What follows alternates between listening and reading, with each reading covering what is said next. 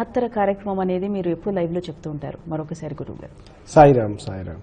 ఇప్పుడు ప్రసాద్ గారు కుత్బుల్లాపూర్ వాస్తవానికి నన్ను నమ్మడానికి కూడా ఆయన చాలా టైం తీసుకున్నాడు. కానీ సమస్యలు అనేకం ఉన్నాయి. ఆయన ప్లాట్లు వెళ్ళి చూడడం జరిగింది. ఆయనకి నైరుతిలో బాత్రూమ్ ఉంది, వాష్రూమ్ ఉన్నది. నేను అంటుంటా నైరుతిలో తడి అనేది ఉండకూడదు. అయితే ఉండకూడదంటే సరిపోదమ్మా. నైరుతికి అధిష్టాన దేవత నైరుతి. ఆయన శవం అనే ఒక వాహనం మీద ఉంటాడు. ఆయనకు తడి ఉంటే ఇరిటేషన్ వస్తుంది, మనకి ఇబ్బందులు పెడతాడు. అనారోగ్య సమస్యలు కావచ్చు, ఆర్థికపరమైన సమస్యలు, ఇంకోటి ఆస్తులన్నీ కూడా అన్యాక్రాంతం అయ్యేటట్టు ఉంటాయి. అంటే ఒక ప్లాట్ ఉన్నా అమ్ముకోవాలనిపిస్తుంది. ఎందుకు అంటేనమ్మా, నైరుతి బాగున్నప్పుడు, వాస్తుకి అనుకూలంగా ఉన్నప్పుడు మన డబ్బుని కాపాడతాడు.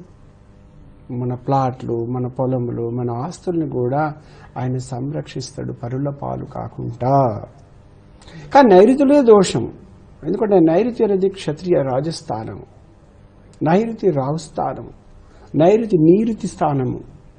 వీళ్ళందరికీ ధైర్యాన్ని, అంటే ఆ వ్యక్తి ఒక ధైర్యంగా ఉండాలి అంటే, భయపడకుండా ఉండాలి, ధైర్యంగా తన పని విజయం సాధించాలంటే నైరుతి బాగుండాలి. అందుకే నైరుతిలో ఎక్కడ కూడా టాయిలెట్స్, వాష్రూమ్స్, పూజ గది చేయకూడదు. ఇవి వాస్తుకు విరుద్ధం. ఆయనకు నచ్చదు ఇది. ఆయనకు నచ్చినది ఏంటిదమ్మా, అక్కడ ఒక ఐరన్ మంచి బీరువా పెట్టుకోవడము బరువుగా, అందులో బంగారము, డాక్యుమెంట్లు, ఆస్తుకు సంబంధించిన డాక్యుమెంట్స్ అన్ని దాంట్లో పెట్టుకుంటే అవన్నీ పరుల పాలు కాకుండా సంరక్షిస్తుంటాడు. అందులో నుంచి డబ్బు తీస్తే ఒక శుభం జరుగుతుంది. ఒక పొలం కొంటాం నైరుతి నుంచి. అదే నైరుతి నుంచి డబ్బు తీసుకుంటే ఒక బంగారం కొనుక్కుంటాం. నైరుతి నుంచి డబ్బు బయటికి వస్తేనమ్మా ఒక శుభకార్యం చేయగలుగుతాము. అలాంటి స్థానంలో బాత్రూమ్స్, ఈ వాష్రూమ్స్ కట్టుకోవడం వల్ల ఎంతో మంది నష్టపోతున్నారు. ఆయన ఇందాక చెప్పారు, నేను చాలా మంది చూపించాను, ఇదంతా పాలగొట్టు లేకుండా నువ్వు ఆగమవుతావు అని నన్ను భయపెట్టించారు గురువు గారు అన్నారు.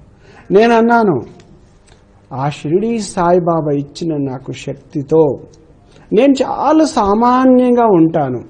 ఎలాంటి వేషధారణ కూడా నాకు అవసరం లేదు. ఒక అక్కకి తమ్ముడుగా, ఒక చెల్లెకి అన్నగా, ఒక తల్లి కొడుకుగా వెళ్తాను.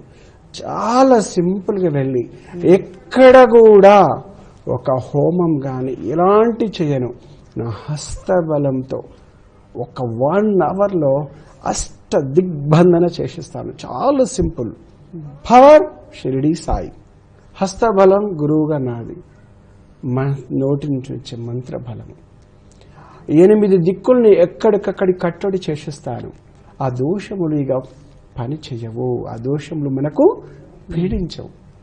ఒక వ్యాక్సిన్ అనుకోవాలి, ఒక ఇంటికి చూడమ్మా, వాళ్ళకు మంచి ఫలితాలు వచ్చాయి.